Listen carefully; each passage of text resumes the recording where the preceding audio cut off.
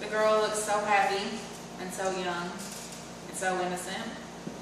It's hard to believe that 6 months after the photograph was taken, she ended her own life due to what started out as cyberbullying, which progressed to much worse. Her name is Amanda Todd, and when she was in the 7th grade, she met a man on an online chat room who talked her into sending a topless photograph of herself. He tried to convince her to put on further shows for him, but she denied, and he told her that he would send her photograph around on Facebook, and he did. During the course of a couple of years, he made it his profile picture on Facebook, and it was circulating all throughout the internet. She moved a couple times during these years and made new friends at school, but he kept trying to contact them and her throughout Facebook, and he usually did. He sent the picture to all of her new friends so they could see it. A group of girls at her new school circled around her and beat her up, punched her, kicked her, left her in the ditch outside of school for her mom to come find her. Nobody tried to help her. Shortly after this, she tried to commit suicide by drinking bleach, but it was a failed attempt. After this, people posted statuses, posted pictures, making fun of her about how she should have died and that nobody would have cared if she did. After this, she made a video that she posted to YouTube telling her story about how she'd been bullied. A month after this, she was found dead in her home on October 20th, 2012.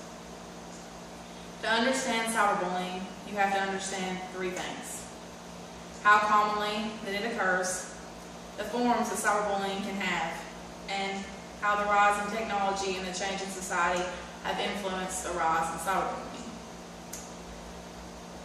How commonly cyberbullying occurs is pretty shocking.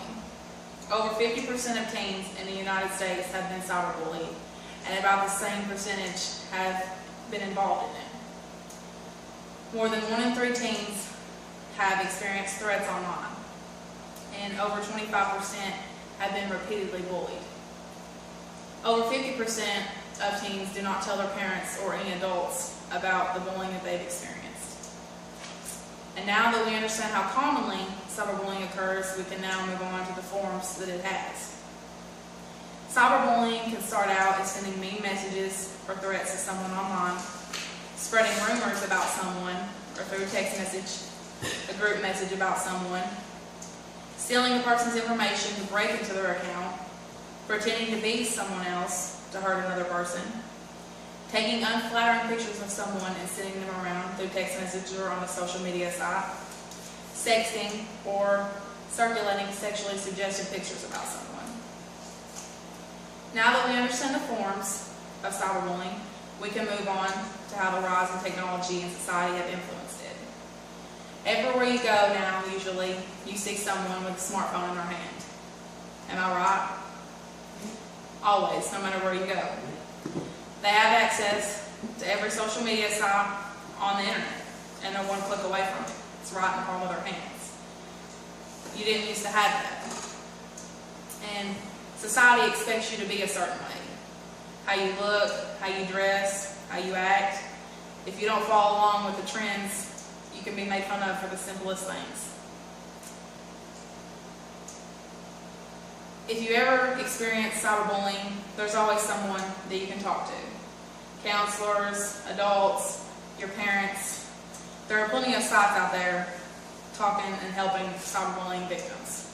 Someone you know or even yourself might have experienced cyberbullying, and it can be stopped. You can prevent future experiences like Amanda Todd's from happening.